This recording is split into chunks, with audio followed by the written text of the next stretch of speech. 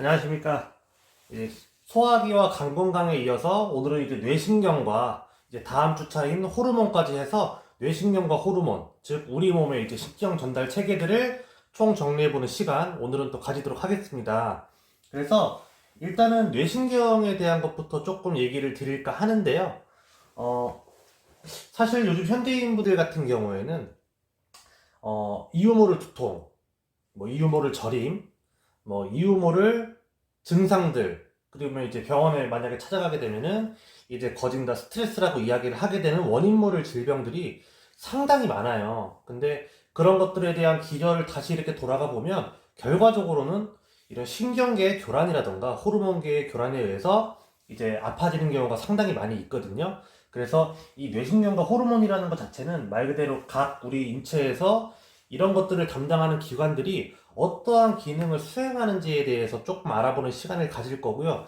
이런 것들이 총 정리가 되게 되면은 결과적으로 이래서 우리 몸이 조금 이랬었구나 저랬었구나 이런 것들을 조금 이해할 수 있는 시간이 되지 않을까 싶고, 요게 또 업로드가 된 다음부터는 내가 조금 원하거나 궁금하거나 그런 부분이 있으면 다시 또 돌려볼 수 있기 때문에 일단 요거에 대해서 제가 한번 정리를 상당히 한번 깔끔하게 한번 해보도록 하겠습니다.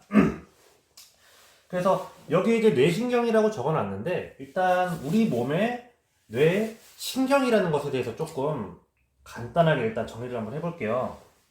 이제 흔히들 우리가 알고 있는 부분이 이제 뇌신경 그러면은 신경? 신경은 뭐지? 일단은 기본적으로 중요한 게 중추신경과 말초신경이 있죠.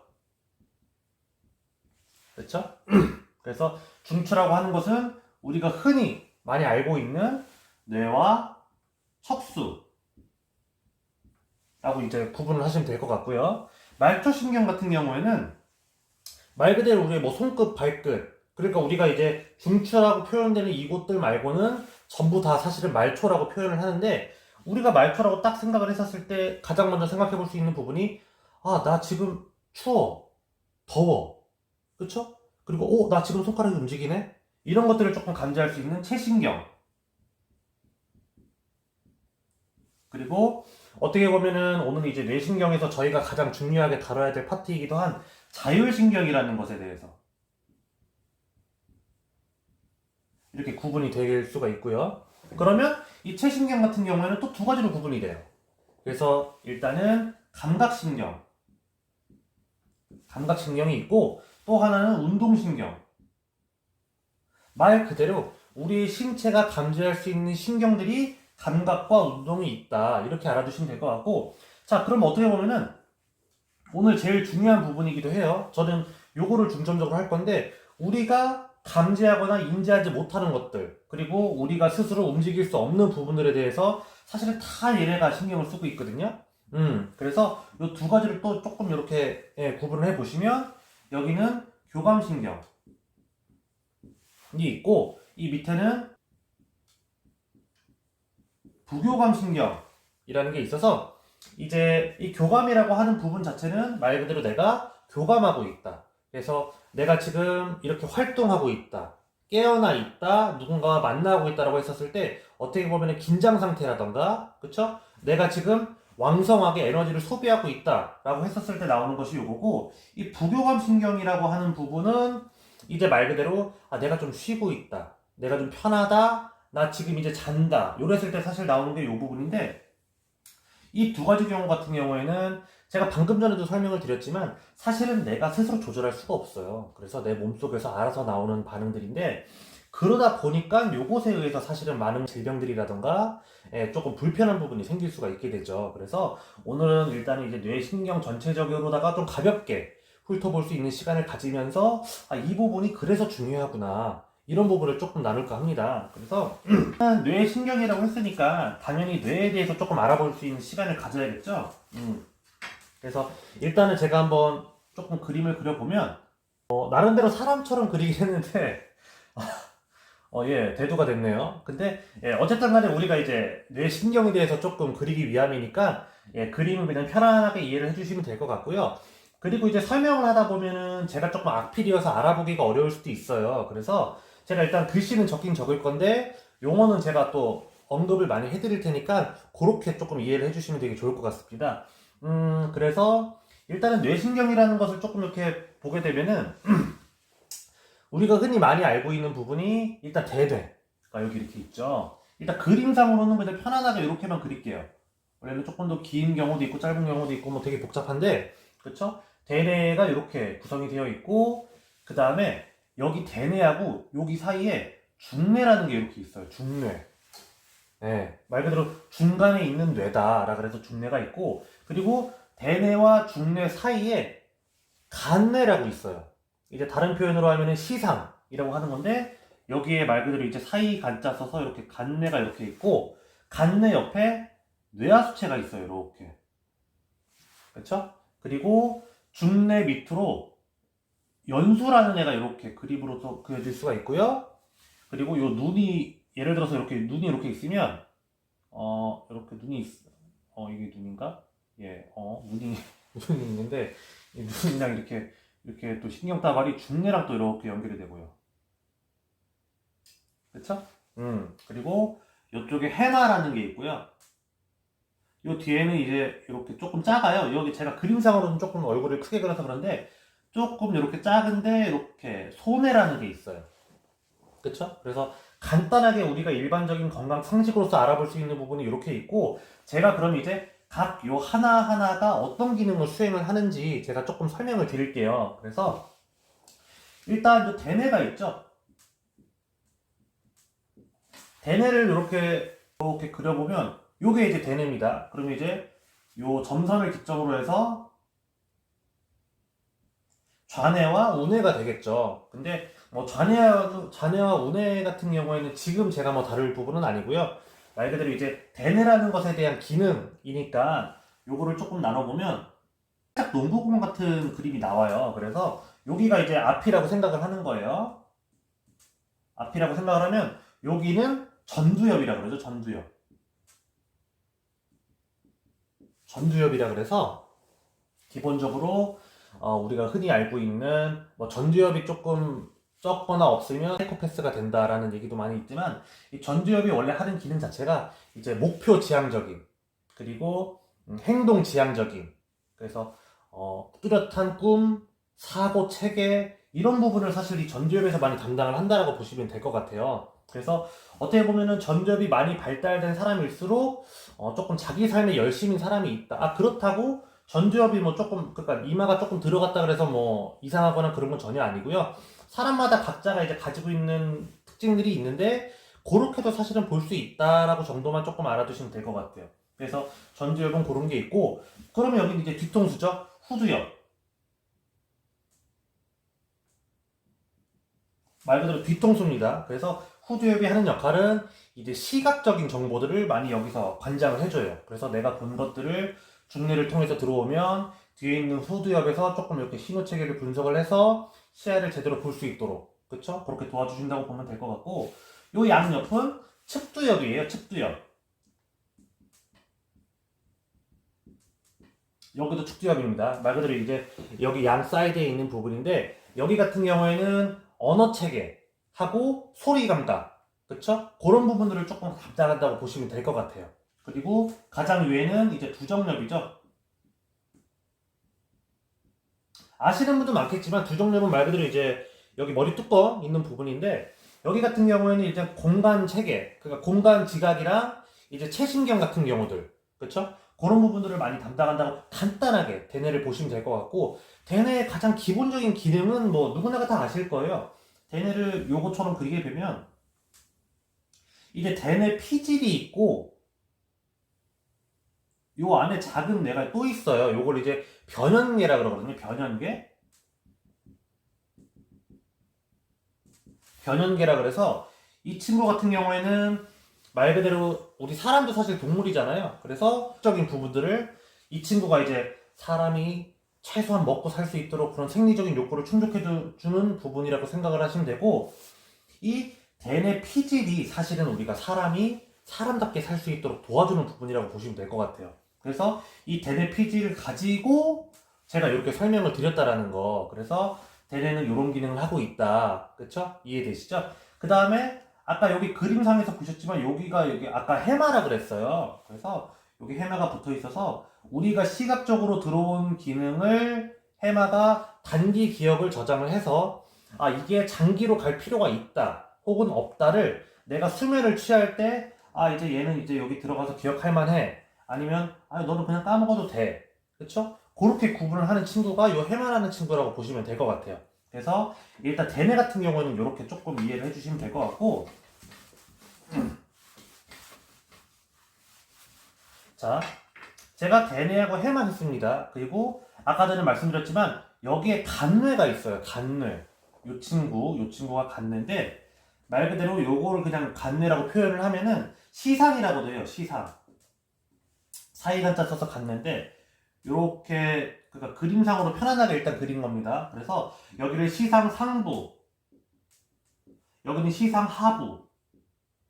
아마 시상 상부, 시상 하부 그러면은 아마 많이 들어보신 분들도 계실 거예요. 이제 여기가 워낙에 중요한 기능을 하는 부분이다 보니까 이제 신경학적으로라던가 아니면은 일반적으로 조금 뇌에 대해서 접했을 때 어떻게 보면 많이 접하는 부분이 요 시상, 간뇌라고도 표현을 하거든요. 그래서 일단 그림을 그렸고 이제 기능들을 살펴보면 일단 시상 상부 같은 경우는 빛의 양을 조절해서 멜라토닌을 만들어요. 첫 번째는. 예.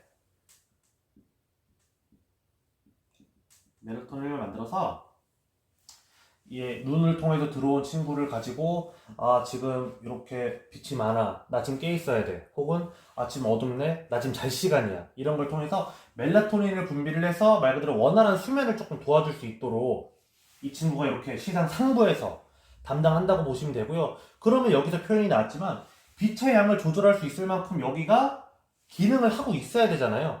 그걸 다른 말로 표현을 드리면 신경의 중개소다. 그쵸? 그래서 우리가 뭐 시신경을 통해서 들어오기도 하고 뭐 여러 가지 자극들, 그쵸? 그래서 이렇게 연수를 통해서 중추신경을 통해서 이렇게 대뇌로 올라가는 과정에서 모든 신경의 중개소라고 생각을 하시면 돼요. 다른 말로 비서인데 무슨 비서냐? 대뇌의 비서다. 그래서 모든 신경의 이런 호르몬들, 뭐 자극들 다 사실은 요 시상 상부의 중개소를 거쳐서 나 지금 대뇌에 이게 갈 만한 정보인가 아닌가를 사실 여기서 판가름한다 라고 보시면 돼요. 그 역할을 하다 보니까 빛의 양을 통해서 멜라토닌의 양도 내가 유도리 있게 조정할 수가 있다 라는 표현으로 보시면 될 것 같아요. 그래서 시상 상부는 간단하게 그렇게 생각을 하시면 될 것 같고, 자 그럼 반대로 자 일단 시상 하부, 이 친구는 진짜 별표 엄청 많이 쳐야 돼요. 너무 중요해요.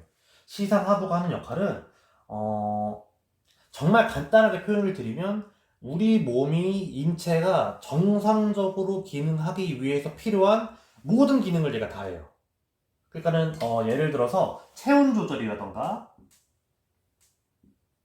체온 조절, 뭐 삼투압 조절도 있고, 뭐 혈압 조절도 있고, 뭐 pH 농도 조절, 뭐 면역 조절, 뭐 여러 가지 것들이라 그래서 진짜 이런 것들을 전부 다가 정상적으로 내 몸이 활동할 수 있도록 도와주는 애가 시상 하부인 거예요. 그러니까는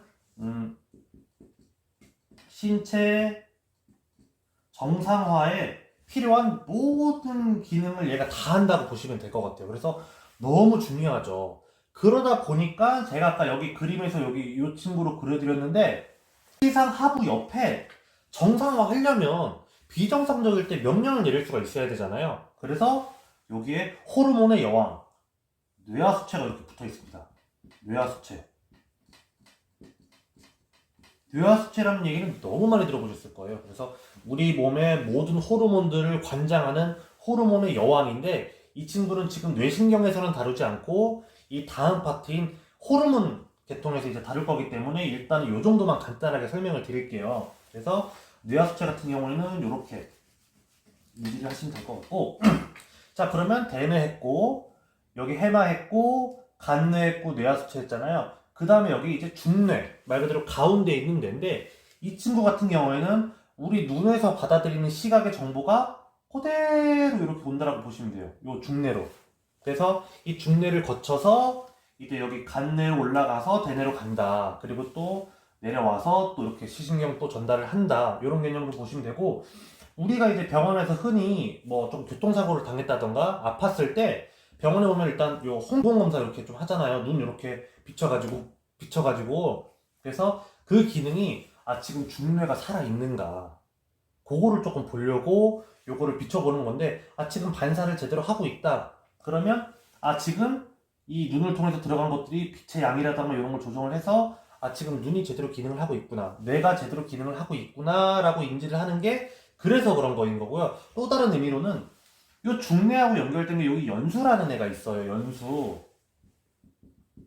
연수라는 애가 있는데, 이 친구 같은 경우에는 미주신경이라는 걸 통해서 우리 몸에 있는 모든 뭐 소화기관이라던가 뭐 생식 활동이라던가 우리 그 신체 내부에서 일어나는 모든 인체를 정상화시키는 기능을 미주신경으로서 얘가 작용을 해요. 연수가. 그래서 다른 말로는 숨골이라고도 하거든요. 숨골. 이 연수라는 표현이 숨골인데, 그래서 내 몸에 진짜 자율신경으로서 일어나는 모든 기능을 다 수행한다라는 점. 너무 중요하죠. 그쵸? 근데 이 친구가 중뇌랑 또 이렇게 연결이 돼 있어요. 그러다 보니까 중뇌가 죽어버릴 정도로 충격을 받으면 이 친구도 손상을 입을 확률이 너무나도 높죠. 그쵸? 그러면 우리가 인체가 정상화가 되기 위해서 자율신경으로 우리 몸 내부에서 표현되기 위한 부분들이 망가진다는 거예요. 네. 그렇기 때문에 사실은 우리가 눈만 봐도 조금 그런 부분들을 많이 알 수 있다. 이해되시죠? 그래서 우리가 흔히 뇌사라고 표현을 하는 게 있는데, 그 뇌사라는 것이 이제 뇌는 다 죽었는데 얘가 살아있을 경우에, 말 그대로 우리 몸의 내부에서 필요한 모든 활동들이 유지가 돼요. 얘가 살아있으니까. 그때 뇌사라고 해요. 뇌는 죽었으니까. 뇌만 죽었으니까. 이해되시나요? 그래서 그런 기능으로 조금 생각을 해보시면 될 것 같고요. 너무 중요하죠. 사실 안 중요한 건 없습니다, 여기서. 그래서 이런 개념으로 조금 생각을 해주시면 되고, 자, 그 다음에 여기 이제 마지막 소뇌죠. 이 소뇌 같은 경우에는 어떤 기능을 수행하냐면 운동신경, 그리고 우리가 활동량을 많이 했었을 때 많이 하면 많이 할수록 얘가 커지면서 발달을 하게 돼요. 그래서 운동선수들은 이 뒤통수가 되게 볼록하거든요. 근데 이제 뭐 어렸을 때 얌전하게 컸다거나 뭐 많이 누워있다거나 별로 활동을 안 하는 그런 분들 같은 경우에는 이 친구가 아무래도 운동을 많이 하신 분들보다는 조금 평평하죠. 그래서 그런 부분들이 사실 이렇게 또 연결돼서 작용을 한다라고 보실 수 있을 것 같아요. 그래서 일단은 가장 기본적으로 뇌신경에 대한 부분들을 정말 간단하게 일단은 훑어봤고요. 그래서 이런 부분들을 통해서 뇌가 이렇게 작용을 하는구나. 이런 데선 이런 기능, 이런 데선 이런 기능을 해서 내가 어떻게 케어를 해나가야 되는구나 라는 걸 알아봤고요. 실제로 이런 것들은 이제 내 몸에서 일어나고 있는 뇌신경의 그런 부분들이고, 결과적으로는 내 몸이 조금 불편해진다거나 정상화가 되지 않았을 때는 이 뇌하수체를 통해서 대부분 이렇게 조정을 하게 되고, 또 아까 말씀드렸던 것처럼 말초신경을 통해서 이렇게 다 명령 전달을 중추로부터 말초까지 전달을 하게 되죠. 그래서 일단은 뇌신경 파트는 간단하게 이렇게 조금 마무리를 지으면 될 것 같고요. 다음 시간에는 호르몬이라는 거를 또 갖고 와가지고 우리가 신경과 호르몬으로 어떻게 또 각 기능들을 수행하는지에 대해서 알아보는 시간 가지겠습니다. 감사합니다.